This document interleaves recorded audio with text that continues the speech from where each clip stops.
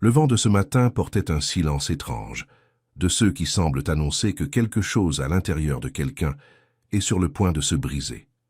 La route de terre s'étendait longue, coupant des plantations sèches et des maisons espacées, simples, oubliées par le temps et par le mouvement du monde. C'est là que Pedro Andrade a ralenti la voiture. Il ne savait pas expliquer pourquoi. Il était en retard, comme toujours. L'horloge marquait des rendez-vous, des contrats, des décisions importantes qui impliquaient des chiffres qui changeraient le destin de beaucoup de gens. La logique ordonnait de continuer. Mais ce jour-là, pour la première fois depuis longtemps, il n'a pas continué. Parce qu'il a vu Rosa. Assise sur la marche d'une petite maison, les épaules affaissées et les yeux perdus dans un point qui n'existait plus.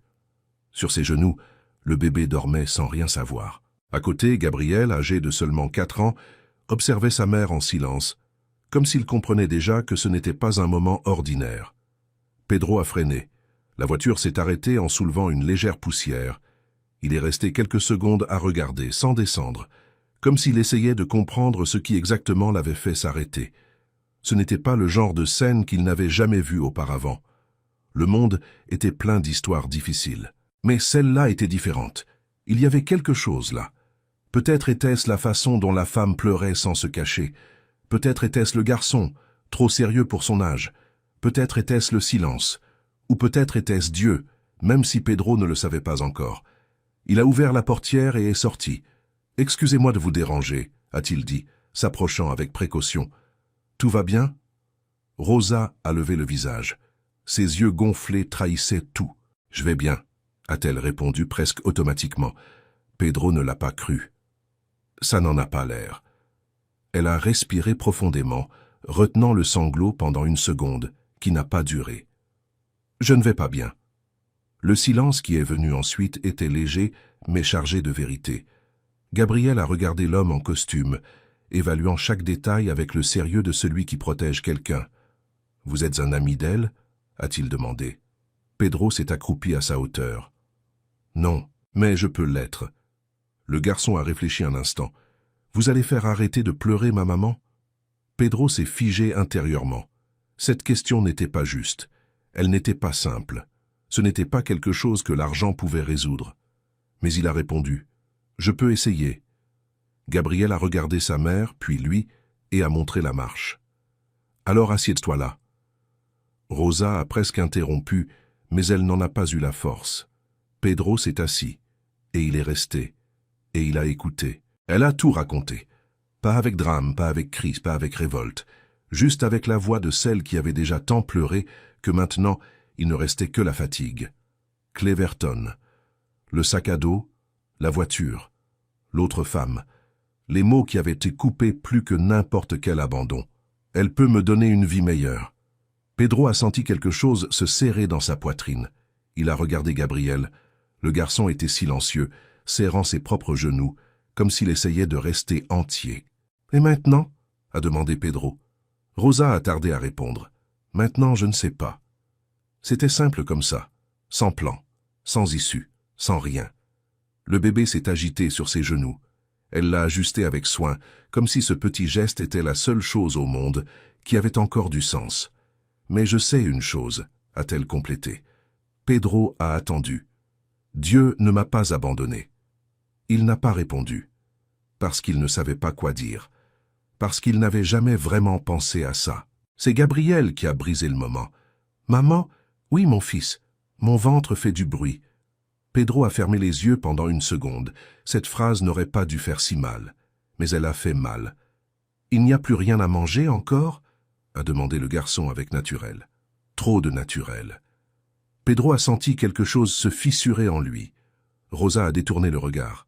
« Attends un petit peu. » Gabriel a hoché la tête, sans se plaindre, sans insister, juste en attendant. Pedro s'est levé lentement. « Je peux entrer ?» Rosa a hésité, mais elle a fait de la place. « Vous pouvez. » La maison était petite, simple, propre, le genre de vide qui n'est pas seulement d'espace. Pedro a marché jusqu'à la cuisine. Rosa a ouvert le placard. Elle est restée figée. Silence. Il a vu. Elle a remarqué qu'il avait vu, mais elle n'a pas baissé la tête. Et à ce moment-là, sans rien dire, Pedro a tout compris. Quand est-ce que vous avez mangé pour la dernière fois? A-t-il demandé. Hier. La réponse est venue basse, mais ferme. Pedro a respiré profondément. Il a pensé à tout ce qu'il avait, il a pensé à tout ce qu'il avait déjà eu. Et, pour la première fois, il a réalisé que rien de tout cela ne signifiait absolument rien face à ce placard vide.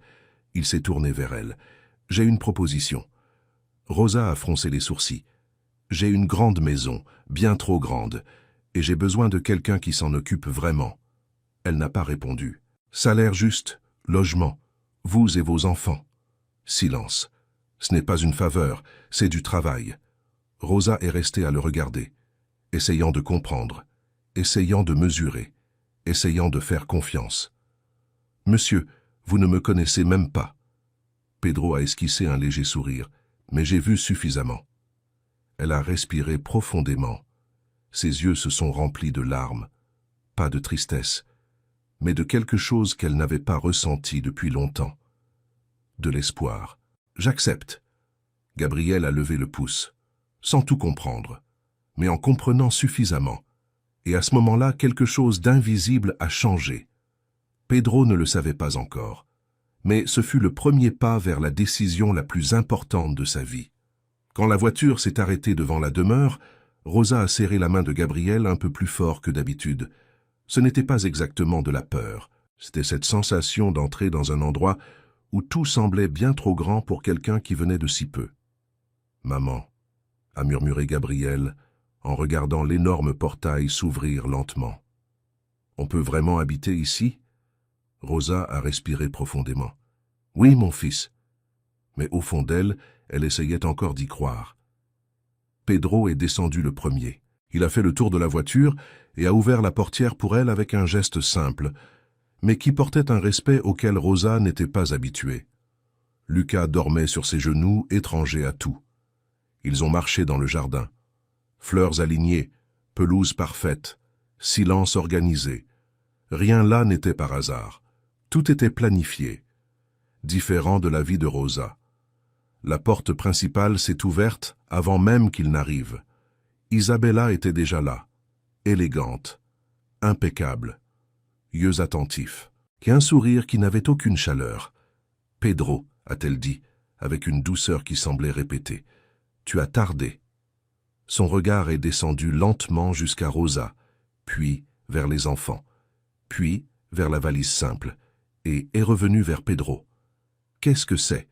Pedro a répondu sans hésiter. « Une nouvelle employée. » Isabella a incliné légèrement la tête. « Avec des enfants ?» Les enfants restent avec elle. Silence. Un de ces silences qui disent plus que les mots. « Intéressant », a répondu Isabella avec un léger sourire qui n'atteignait pas ses yeux. Elle a fait un pas de côté. « Entrez. » Rosa est entrée lentement. Chaque pas semblait résonner en elle. Pas à cause de la maison, mais à cause de ce que cela représentait, une nouvelle chance ou un nouveau défi. Gabriel lui tenait la main avec force. « C'est plus grand que l'école », a-t-il murmuré. Rosa a presque souri. Dans les premiers jours, Rosa a fait exactement ce qu'elle avait promis. Elle a travaillé. Et elle a vraiment travaillé.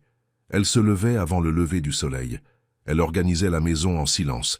Elle s'occupait de chaque détail comme si cela était plus qu'un emploi, comme si c'était un recommencement. Et, d'une certaine façon, ça l'était. Gabriel a commencé à la nouvelle école. Le premier jour, il est rentré plein d'histoires. « Maman, là-bas il y a plein de livres, et personne ne s'est battu avec moi. » Rosa a ri. Lucas a commencé à ramper dans les couloirs. Et en quelques jours, il reconnaissait déjà Pedro. Il tendait les bras chaque fois qu'il apparaissait. Pedro a trouvé ça étrange au début. Puis, il s'est mis à l'attendre. La troisième nuit, il est rentré tard, fatigué. Réunion, décision, chiffres. Il est entré dans la maison en silence. Mais il s'est arrêté au milieu du chemin. Il a entendu quelque chose, une musique, basse, douce. Il a suivi le son. C'était Rosa, dans la cuisine, chantant pendant qu'elle lavait la vaisselle, sans se rendre compte que quelqu'un l'écoutait, sans essayer d'impressionner, juste étant elle-même. Pedro est resté figé à la porte, observant, et, pour la première fois depuis longtemps, Il n'a pensé à rien. Il a juste ressenti quelque chose de simple, quelque chose de léger, quelque chose qui n'avait pas de prix. Le lendemain matin, il a demandé « Tu chantes toujours ?» Rosa a été surprise. « Parfois. » « Pourquoi ?» Elle a haussé les épaules. « Ma mère disait que quand on chante, le cœur devient plus léger. » Pedro est resté silencieux. Cela semblait trop simple, mais cela avait du sens, plus que beaucoup de choses qu'il avait déjà entendues. Pendant ce temps, Isabella observait. Chaque détail, chaque rapprochement, chaque changement. Pedro rentrant plus tôt, Pedro souriant, Pedro restant. Elle n'aimait pas ça, et elle a commencé à agir. D'abord, de façon subtile. Une critique ici, un commentaire là. Tu n'as pas bien nettoyé. Ce n'était pas comme ça avant. Fais attention à ce que tu touches. Rosa écoutait et répondait avec calme, sans confrontation, sans soumission, juste avec dignité. Cela irritait encore plus, parce qu'Isabella était habituée au contrôle. Et Rosa n'était pas contrôlable. Elle était ferme, mais sereine. Quelques jours plus tard, la première accusation directe est arrivée. Un collier, disparu. Isabella a appelé Rosa devant tout le monde. « Où est-il » Rosa l'a regardé directement. « Je ne l'ai pas pris. »« Tu en es sûr ?»« Oui. » Silence. Lourd. « Je peux fouiller tes affaires ?» a demandé Isabella. Rosa a respiré profondément. « Vous pouvez. » Il n'y avait pas de peur, parce qu'il n'y avait pas de culpabilité. La chambre a été fouillée, rien n'a été trouvé, mais l'ambiance est restée. Pedro l'a su. Et quelque chose en lui a commencé à changer, plus vite, plus fort. Ce soir-là, il a trouvé Rosa dans le jardin, assise, regardant le ciel. « Tu vas bien ?» a-t-il demandé. « Oui. » Elle ne semblait pas ébranlée, elle semblait en paix. Après tout ça, elle a souri légèrement. J'ai déjà vécu le pire. Pedro est resté silencieux. Elle a continué. Quand on n'a rien, on apprend ce qui compte vraiment. Il l'a regardé. Et qu'est-ce qui compte? Rosa a répondu sans réfléchir. Dieu, mes enfants, et faire ce qui est juste. Simple, direct, fort. Pedro a détourné le regard. Cela le touchait d'une manière qu'il ne comprenait pas. La semaine suivante, Lucas est tombé malade. Forte fièvre, pleurs, fatigue. Rosa a essayé de régler ça toute seule, comme elle l'avait toujours fait. Mais Pedro l'a remarqué. Il a appelé un médecin, il a tout résolu en quelques minutes. Quelque chose de simple pour lui, mais pour Rosa, c'était tout. « Merci », a-t-elle dit, avec une voix basse, sincère. Pedro a répondu « C'est le minimum ». Mais il savait que ce n'était pas le cas. Il savait que, pour elle, cela signifiait plus qu'une aide. Cela signifiait du soin. Gabriel est apparu à la porte. « Il va aller bien ?»« Oui », a répondu Pedro. Le garçon s'est approché. Il a enlacé sa taille, sans demander, sans peur. Pedro s'est figé pendant une seconde, puis il a répondu à l'étreinte. Et à ce moment-là, quelque chose s'est mis en place. Quelque chose qu'il n'avait jamais eu. Une famille. Vrai. Isabella l'a vu, et elle a compris qu'elle était en train de perdre. Et elle a décidé d'agir pour de bon. Elle a préparé un dîner, invités importants, table parfaite, ambiance impeccable. Pendant le dîner, elle a commencé. Des commentaires, des insinuations, des regards. Toute aide n'est pas innocente. Certaines personnes savent exactement où s'introduire. Les invités ont ri. Rosa a entendu, en silence, jusqu'à ce que l'un d'eux aille plus loin. Ce genre de femme apparaît toujours quand il y a de l'argent en jeu. Silence. Rosa a posé le plat sur la table. Lentement. Elle s'est redressée. Et elle a parlé, sans crier, sans trembler. « Je suis venue ici pour travailler. » La salle est restée silencieuse. Je m'occupe de cette maison avec respect. Je m'occupe de mes enfants avec dignité. Elle a regardé directement l'homme. Je n'ai pas honte de qui je suis. Puis, vers Isabella. Et je ne baisserai pas la tête devant personne. Silence absolu. Rosa est sortie. Dans la cuisine, Donna Conceição pleurait. Tu as tout dit. Dans la salle, Pedro s'est levé. Et là, à ce moment-là, il a décidé. Pedro est resté debout pendant quelques secondes, regardant la table où avant, il y avait des conversations, et maintenant il n'y avait plus que le silence.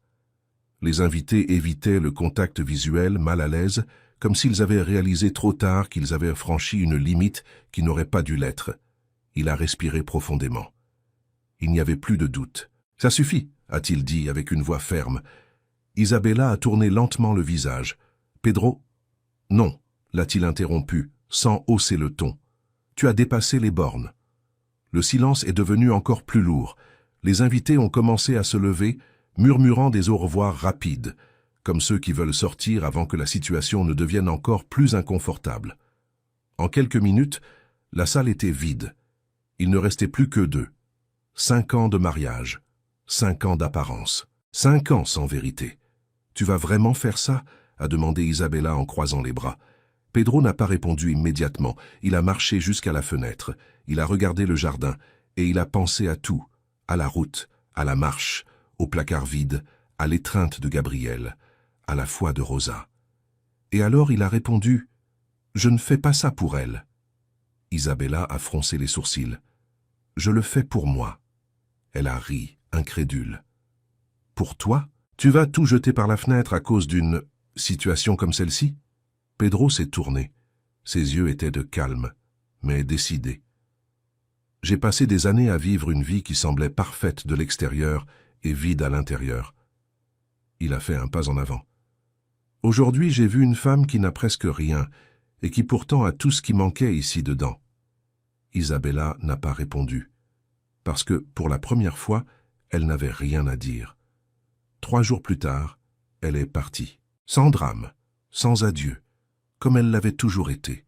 Et quand la porte s'est refermée, Pedro est resté figé au milieu de la salle. La maison continuait d'être grande, luxueuse, impeccable. Mais, pour la première fois, elle ne semblait plus vide.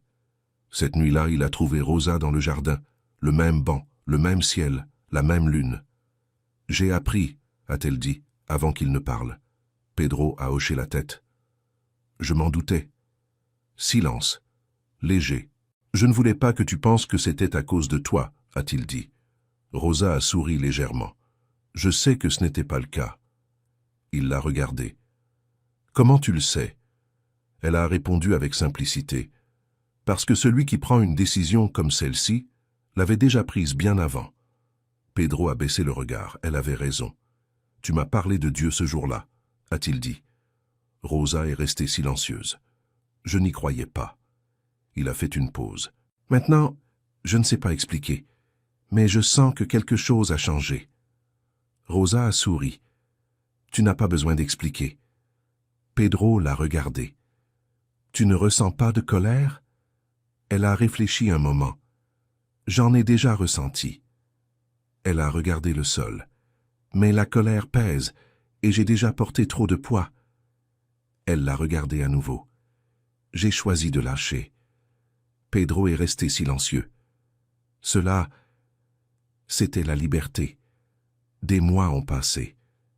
Et tout a changé. Pedro s'est mis à rentrer plus tôt, pas par obligation, mais parce qu'il en avait envie. Gabriel l'attendait tous les jours à la porte. « Tu es arrivé ?» Toujours avec une nouveauté, une histoire, une découverte. Lucas marchait déjà, trébuchant, riant et courant vers lui. Pedro a appris à le tenir, à s'occuper, à être présent. Il a appris à prier. Au début, maladroitement. Puis, avec vérité. Une nuit, après avoir couché Gabriel, le garçon l'a appelé. « Pedro ?»« Oui. » Silence. « Je peux t'appeler papa ?» Le temps s'est arrêté pendant une seconde. Pedro a senti sa voix se briser, mais il a répondu. « Tu peux. » Gabriel a souri. « Bonne nuit, papa. » Pedro est resté figé à la porte pendant quelques secondes après que le garçon s'est endormi. Il a regardé Lucas. Il a regardé cette chambre. Et il a compris. C'était tout. La semaine suivante, il a fait quelque chose qu'il n'avait jamais fait de sa vie.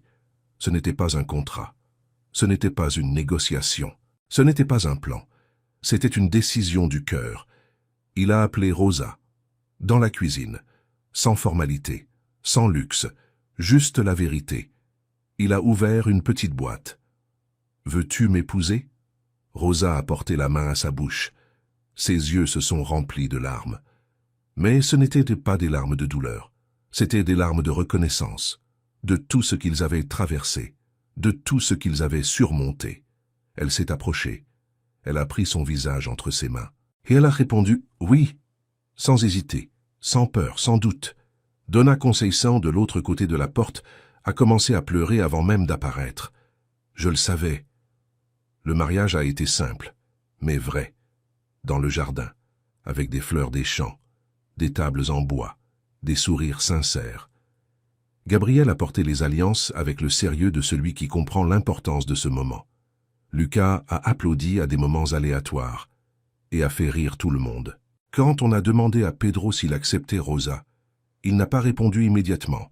Il a regardé autour de lui, les gens, les garçons, cette femme, qui avait été abandonnée, qui n'avait rien, mais qui n'avait jamais perdu la foi. Et alors il a dit « J'accepte », avec la voix nouée, et sans honte de cela. Rosa a souri, et dans ce sourire, il y avait tout. Ils se sont embrassés, sous le soleil, sous le vent léger, sous la certitude que ce moment n'était pas un hasard. Cette nuit-là, après que tout s'est terminé, ils sont restés dans le jardin, seuls. « Tu te souviens du jour sur la route ?» a demandé Pedro. « Oui. Je ne savais pas pourquoi je m'étais arrêté. » Rosa a posé sa tête sur son épaule. « Moi, je savais. » Il a souri. « Tu savais ?»« Oui. » Elle a fait une pause. J'avais demandé de l'aide. Pedro a regardé le ciel. Il a respiré profondément. Et pour la première fois, il a remercié. « Merci, Dieu. » Silence, mais pas vide. Un silence plein, de paix, de sens, de tout ce qu'il avait passé sa vie entière à chercher sans en connaître le nom. Parce qu'au final, ce n'était pas une question d'argent, ce n'était pas une question de pouvoir, ce n'était pas une question de contrôle, c'était une question d'amour, c'était une question de foi, c'était une question de choisir de rester et de comprendre que Dieu n'abandonne jamais, même quand tout semble perdu, même quand l'espoir disparaît. Parce que parfois, le miracle commence par une voiture qui s'arrête sur une route de terre et se termine par une famille qui n'existait pas, mais qui a été construite avec un but. Fin.